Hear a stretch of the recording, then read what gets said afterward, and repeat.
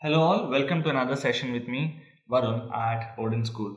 And in this session, let us understand what is Keras and how do we use Keras as a library in the field of data science. Alright, and the agenda of this session would be to understand why to learn Keras, what is Keras, and how is it important, and what difference does it make in the field of data science. And to give you a small introduction about Odin School, we are a technology upskilling platform and we would help you continuously acquire new skills. Thereby, you could stay skilled and stay ahead. And guys, my name is Varun and I have an experience of almost 7 years. And over these 7 years, I've been working as a developer and a trainer. And throughout this tenure, I've been able to gain knowledge on languages like HTML, CSS, JavaScript, R, Python, and concepts like machine learning, deep learning, etc. Thanks to the work that I've been doing, and thanks to the different job roles and different organizations that I worked with. So now going forward, the agenda of this session would be to understand what is Keras, how do we install Keras, and how do you test the different version of Keras. And we'll be talking a whole lot about Keras. We'll be understanding the different aspects of Keras, how is Keras important, and what is it that Keras does, and how is this library being used, and we'll just understand this library in and out probably. And to begin with, we'll start it from very simple understanding. And to start, it is firstly an open source neural network. This is a very important point. It is again not licensed or something, and it is mostly an open source neural network that we see about in Keras, and it something which is used in Python. And this part becomes very important. It can run on top of TensorFlow or Theano or R or Microsoft Cognitive Toolkit or PlateML. I mean, there are multiple platforms on which it can run. Okay, so that becomes the second most important point which we are to note here. The third one is Keras is designed to enable experimentation for good speed. It can handle great speeds with deep neural networks, and it focuses on being user friendly, modular, and extensible as well. Now, when we talk about Keras, it was mainly created for the following purposes. Firstly, to make the developer experience easy, that is, to give a user-friendly experience, to make it modular, to make it easy to extend, and also to be able to work with Python. Though this was one of the predominant reasons, I would say today it works on almost all platforms. Okay, you just have to understand how to plug in and what are the different requirements that you would need to patch them, but otherwise I don't think it should be a problem today for any of us to work on deep learning library, which is Keras or probably TensorFlow as well. Now, when we talk about Keras, it also comes with a lot of advantages. And when we talk about Keras, I think rather than going into the advantages part directly, let us just understand or just go through some major companies which use Keras firstly. As you're able to see, you have Google, Microsoft, Amazon, Apple, Nvidia, Uber. So all these organizations which you're seeing here, they are almost all Fortune 500 ranged companies. Notwithstanding these, you also have a whole lot of other companies like Huawei, you have Yelp, you have Netflix, uh, Expedia. We have a whole lot of companies, we have a whole chunk of companies which use deep learning as a framework for different developmental purposes. And when you talk about what are the backgrounds that you can operate, or what are the different platforms or engines that you can work with using Keras, you have TensorFlow, you have CNTK, you have Theano, you have MXNet, and you have PlateML. All of these platforms, they work perfectly fine with the help, or I would say in association with Keras. All right. So now going forward, as you can see, it's a deep learning platform. Keras is built on top of TensorFlow. Now we'll just understand what are the major reasons why Keras is a bit famous today, and how would these make any difference for us. So firstly, as we know, it is a deep learning library. This needs no introduction for now. Okay, the second important takeaway here is it is open source. Alright, we all know what is open source. The third one is it is modular. Now let us understand what do we mean by the word modular. This is something that has to be understood.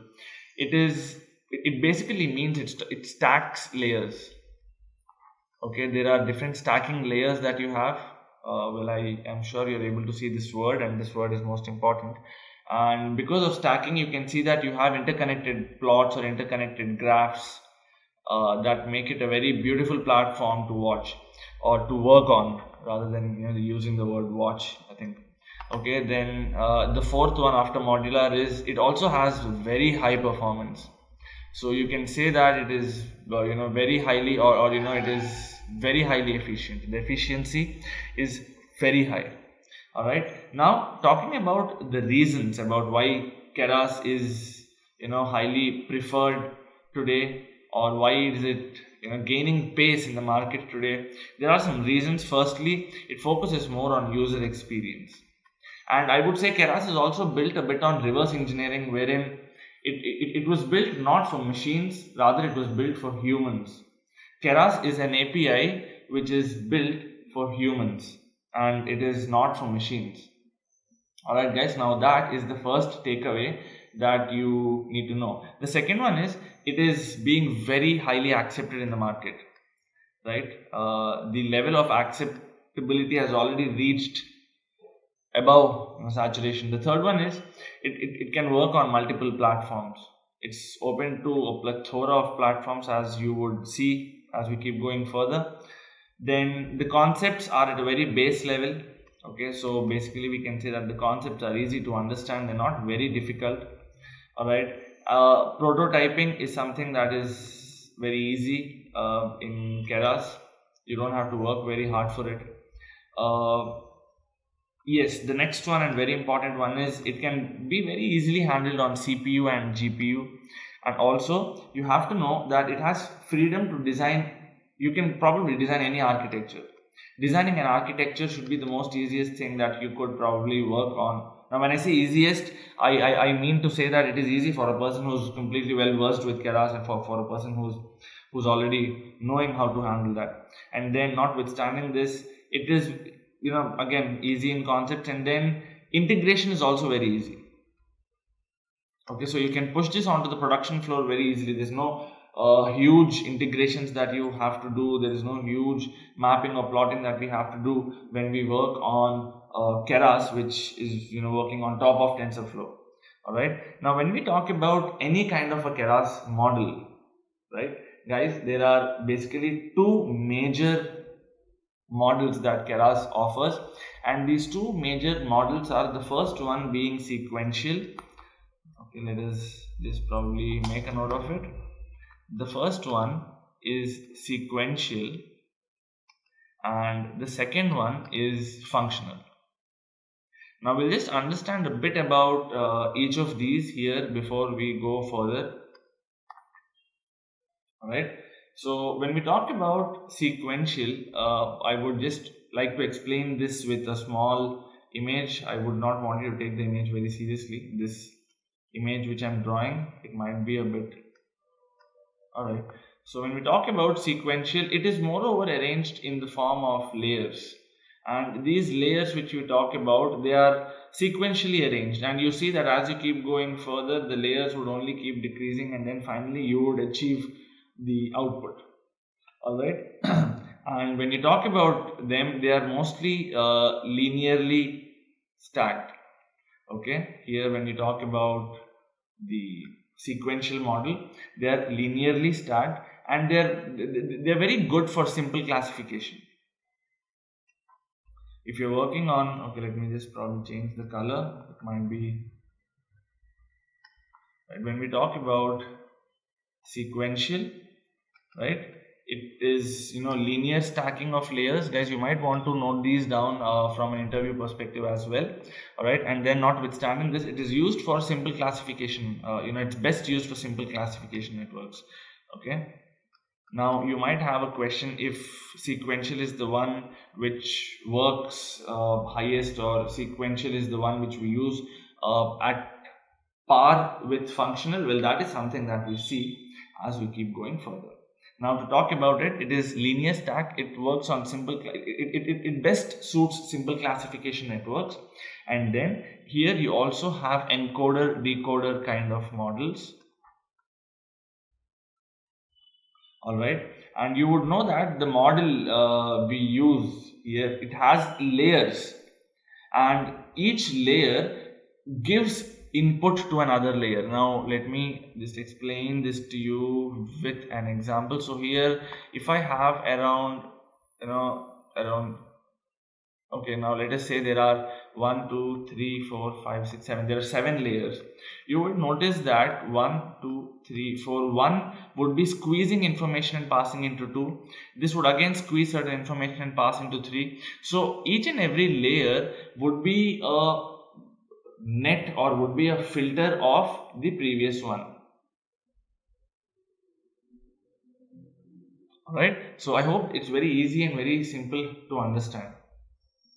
Right, now if this is the thing about sequential, let us now understand the next part of it, the next part of it, which is functional kind of a model. All right, now when we talk about functional models are a bit different when we understand them from developer's perspective. So here let us now try to understand a bit about functional models. So when we're talking about functional models, they are mostly arranged in different layers. Like one layer does not have an association with another. Now if this is first, this is my second, this is my third layer, and all of these layers would be having an output here. All right, and then again these outputs would be mapped to another layer. All right, and this layer which we're talking about, it basically concatenates the values. All right, and then you would be having your final layer which would be passed from here, and this would give your classification output. So here you would be having a concatenate layer, and this would be your final output or your final layer onto which you might check or onto which you would have your output. That is how we work on functional, or that is how functional and sequential happen to be different from each other. Now when we talk about which of them is used in most of the cases, we can say that functional is used in 95% of the cases, right? So this is the one which suits most of them. All right, now let's go a bit forward, and now that we have understood basics about what is functional and what is what, let us go into the next part and let us see how do we work on downloading Keras, or what are the important things that you might have to know when you're working on Keras. All right, so first things first, when we talk about Keras, now guys, here I am on the official platform for Keras. All right, Keras is basically, okay, let us just understand from the website what we have seen, and let us probably cross check about how they work. Now when we talk about Keras, right, it is a deep learning API which is written in Python, and it runs on top of ML platforms. All right guys, and what is that ML platform? That ML platform is TensorFlow. And when we talk about Keras, it was developed with a focus on enabling fast experimentation. Now when we talk about fast experimentation here, it means usage of better computational hardware as well. We are not restricting the usage of Keras only to basic machine learning or only on top of machine learning problems. It goes further too. All right, now notwithstanding only Keras works on top of TensorFlow, and we also know that TensorFlow is updated with TensorFlow 2.0. all right, and then when we talk about this library in specific, Keras, let us just drill down a bit to see where and how it can be used. Now here, this is the layers which we're talking about. Either you use sequential or you would be using functional, and here is given the website has given us different examples about how we can use, and also the different softwares on which you can work on. Keras or TensorFlow is compatible with Python. It's compatible with Ubuntu, Windows 7, Mac OS, or whatever it is. All right, and here these are the base versions. It does not mean that this is, anything beyond this you wouldn't be able to work. He's specified that anything beyond this, or these being the base layer. And keras is a Greek word which basically means a horn. Alright, now we don't want to waste a lot of time understanding about the meaning. So we'll come back to what is essential. So here, when you look at it, it is a very high level API. Okay, now these are the advantages which makes it special. It is a high productive interface for solving ML problems, and it focuses on modern deep learning. Now this part becomes very important. Now when we talk about modern deep learning, it's a bit different. Well, here you have more to do with images rather than only text. You have more to do with sound clips or probably audio. I think I should replace the word with audio. All right, and you have things to do with video as well. You have things to do with recognition. All right, so this is something a bit which is advanced as compared to how we were working on native or conservative deep learning. All right, and it also provides us with abstractions and building blocks for developing and shipping machine learning solutions with high iteration velocity. All right, now what do we mean by this? This very simply means that we can work on Keras or TensorFlow at half the speed. Now I am not quantifying the speed here. I'm just trying to sum it up for an understanding. All right, so that is the next part of it. Now going forward, it empowers engineers to take full advantage of the scalability. Well, now this is a very important point.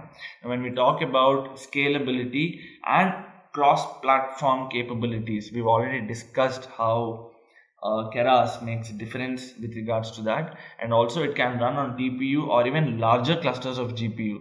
There is no limitation or boundation to Keras capability. All right, at least as of now, Keras can run or can work perfectly up and fine on mobile device and on browser and on everywhere. All right, so that is how we work on it. Now let us just go forward and let us have an understanding about what are the different requirements that you might have when you work on Keras. Alright, now guys, here these are a list of different requirements that you might want to ensure that are already installed in your system. Now the first one is NumPy. We all know what is NumPy. NumPy is a library for NumPy. Let me just write things down here. Okay, so this is for NumPy. This is scientific Python. Okay, SciPy. Then you have Matplotlib, which is for plots. I'm sure you all must be knowing these basics. Pandas is for data manipulation. Then you have scikit-learn, which is for machine learning algorithms.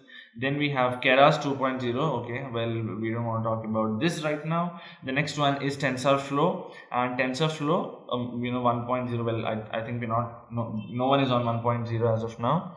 And then you would be requiring a Jupyter notebook or IPython. All of these are a must for us if in case you're planning to work on Keras or TensorFlow. All right, so yeah, now let us understand a bit of the next level, or a bit of the outer edge of what we have on TensorFlow or on Keras. Here when you look at it, let us just mark them as well. You see there are three important texts like PYYAML, you have HDF5, and you have NVIDIA CUDNN. So firstly we'll begin from a bottom down approach. We'll start with NVIDIA CUDNN and then we'll go upwards. All right, so now when we talk about it, let us open the website that is there. It is developer nvidia.cudnn download. And first things first, I would want you to understand what NVIDIA CUDNN is, and this is the website that I've already kept open for all of us. Now here, let us again understand what this is, how this is useful, and what would it work for us. So here, as you can see, it is basically to train and debug your networks faster than ever. It is okay, we don't want to talk about all the discounts and all. This is for more precision training. Anyways, let's take a deep dive at it. All right, so here you can see, now let's deep dive into understanding what is NVIDIA CUDNN. All right, here the first thing that you have to understand is the abbreviation of CUDNN. CUDNN is CUDA, Deep Neural Network Library. Alright, now if we talk about why do we need this, it is for a GPU, it is basically a GPU accelerated library for deep neural networks. Now we can click on this to understand what are the different types of deep neural network. Okay, one second, I would want to use this on another window. Okay, now when you talk about CUDNN, it provides highly tuned implementation for standard routines. For example, we will as we keep going forward, you would notice that we will keep working on things like forward and backward convolution, pooling, normalization, and activation layers. We would look about what these are in the sessions to come, that is in the upcoming sessions. In the next session, we would be having an understanding of what are the different kinds of convolutional networks that we can work. Okay, what are the different types of forward and backward propagations that we see, what is normalization, what is activation. We'll be looking at all these terminologies as we keep going further. But again, talking about these deep learning researchers and framework developers, they rely on CUDNN for high performance GPU acceleration. Okay, now talking about deep learning, or what are the different kinds of deep learning that this platform is talking about, let us just take a small look at it. And now you should probably be able to understand what do we mean by what do we mean by modern deep learning techniques. All right, so when we talk about modern deep learning techniques, here you have images, videos, text. This is exactly what we were talking about. All right, so now when we talk about what are these things, or what are these useful for, or do we really need them in the field of human domain knowledge, or how would these make a difference? Well guys, all the things, or modern technologies that we are working on, any kind of a modern technology that we are working on, it is only to make us, or make our life more easier and keep things more digital, so that there is less of material and more of an insight or more of an understanding. Now here when you talk about it, you have deep learning which differs from traditional machine learning techniques, and they can automatically learn representations. Now when we talk about representations, we have things like images, videos, or text, without introducing hand-coded rules. So every time there is something new, you do not have to sit and code, or you do not have to you do not have to start coming up with new codes, or you don't have to make things again and again each and every time. Your system is now learning, and this is happening because of their flexible architectures. And as you can see, they can learn directly from raw data and can increase their predictive accuracy.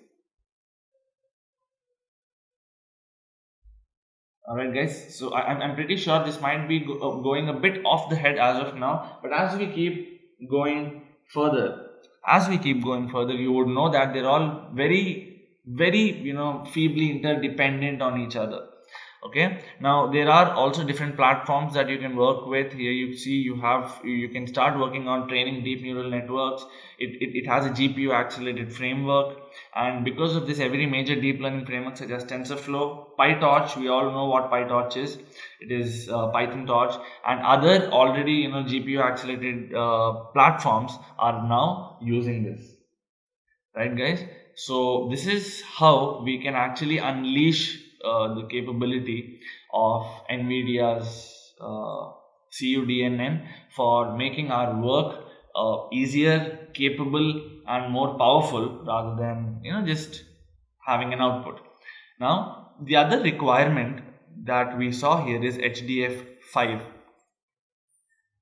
Let us just take an understanding of that as well. So here, as you can see, it is hierarchical data format. Now what do we mean by this? It is an open source file format which kind of allows you to support heterogeneous data, unlike supporting only homogeneous data.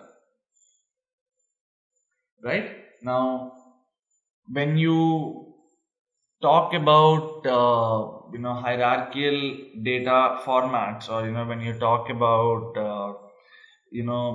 different kinds of HDFs, why do we need them?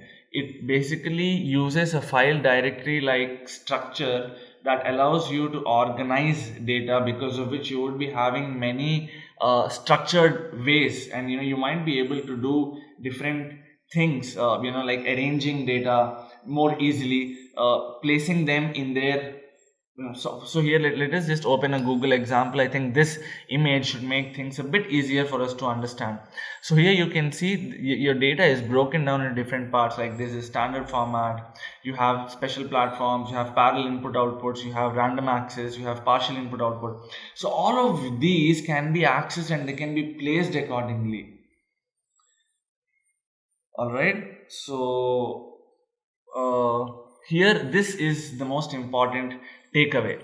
Then when we talk about Keras, okay, again guys, let us just understand how do we install Keras now that we have an understanding about Python, and now that we have an understanding about what are the requirements. Let us just take a look at what is Keras and how do we need them, or what are the requirements. Now that we've understood, let us go into the practical part of it and let us just see. So now there are a couple of applications that I've kept open for us so that we take a sneak peek into them. So the first one is Anaconda Navigator. All right, and here when we talk about Anaconda Navigator, you have environment, and when you go into environment, guys, you know what is it, or how we can do, or what do we do. It is the same way like how we installed for Keras. All right, so here you see I am installing everything in my base root, but if you would want to probably create a new root, you can just come here, name this as Keras or something, or name this now, because Keras would require TensorFlow 2, you can name this as TF. We've already seen how to create a new environment in TensorFlow. Okay, so this is how we work on creating a new environment. All right, so now going forward, now that let us assume that we have created TF, now you can come here and you can check on what are the different libraries that are already installed, and then okay, I think this will take a minute, not more than a minute for us to come up. And the moment this is up, we can, yes, so here now we can see you have you can search. For example, let me just go ahead and type in TensorFlow. You can see you have TensorFlow, and these are the different libraries associated with TensorFlow. And then the next one you have is Keras, but then you see that I don't have all the libraries of Keras installed here. There's only Keras applications and pre-processing. Now what I would want to do is I would want to go into the base root, and now when I check Keras with the same now when I check Keras in the same installed path, you would see that we would be having a huge list. So here you can see there is Keras, which is 2.3.1. I have applications and pre-processing, which is there by default. And then I have Keras GPU. It is a deep learning library for Theano and TensorFlow. And the next one is I also have Keras applications, which is a module for a deep learning library. Now when we talk about when we talk about the different applications, let us say you might want to work on images, you might want to download the different libraries that are already available on this platform. In that case, you would want Keras applications to come up with different things that it has already in the form of data set that are stored within. Alright, so guys, all of these are dependent on each other, and whenever you're working on Keras, please ensure that you have TensorFlow also installed within the same environment. Okay, and yeah, that is basically the way to work on installing Keras or installing TensorFlow. Alright, so guys, this is the first part of it.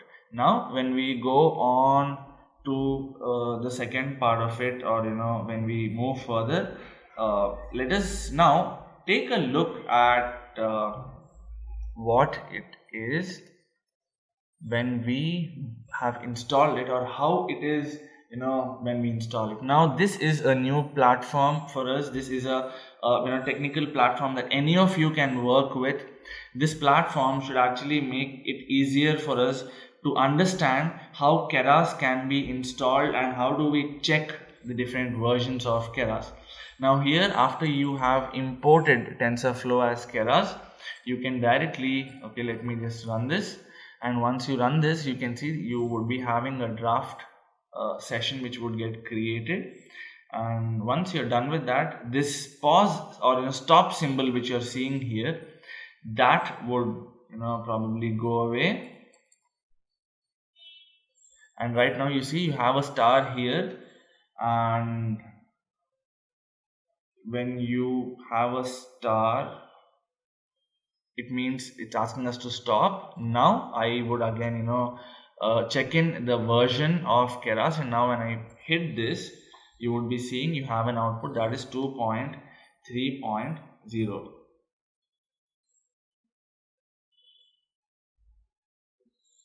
Alright, so that is how we can work on this. Now just to give you a small idea, here you can see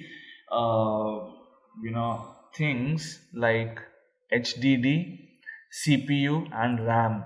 You can see for how long your session is getting executed and what is the space available, and this is the disk space utilization. Now guys, when you talk about how do we work on Kaggle, let me just take you to Google. So this is my Google platform. So now I would just be opening Kaggle. So this is the website kaggle.com. This is a global development platform. I just created an account so that I could show this for all of us. Well, this is my name, and I've joined 2 hours ago. You can also create a new account. It's very easy. Let me just sign out. And once you would want to go ahead, you can just sign in, or you can register, and you have different options of registering. You could register with Google, or you could register with your email ID. Any of these should not make a difference. All right, and after you're done, you can come back. You can then just sign in, and I would be using my Google account, and this is my account. My official account is what I'm using, and when I use it, you see I am still at a no voice designation. There are a lot of things that you can fulfill, and you can submit. There are a lot of competitions, there are a lot of help notes that you have, and there are a lot of lot of things you can do. So here you have different platforms where you can compete. You have different data sets that you can view. So here you see you have a huge plethora of data sets that you can use. You have handwriting recognition, you have heart failure prediction, you have chess playing things here. All right, so you have a lot of data set, and then this is a notebook. Well, now this is where we would want to work. Now this was the recent, now this is the name that I've created, Keras1. All right, and you can come here and you can see I have Keras1 that I've created. Now this is in private. I can click on this and it will take me back to the same chunk of code, and you'll see that this one and this one are the same. Or if this is not what you want, and if you want to create a new one, well, you can do that. If you are looking forward to create a new one, you can do that by going into new notebook. And when you go into new notebook, you would notice that here you have options. You can select your language, and the language that you use is Python. All right, and when you talk about Python, you also have an option of R. You can work on R or Python, and this is my Python. And in Python you have, this is if you want to work on data exploration or for data analysis or for machine learning, and this is if you want to work on this is mostly or basically for R. This is for reports and interactive reports kind of a thing. And these are the different accelerators that you can come up with. This requires phone authentication.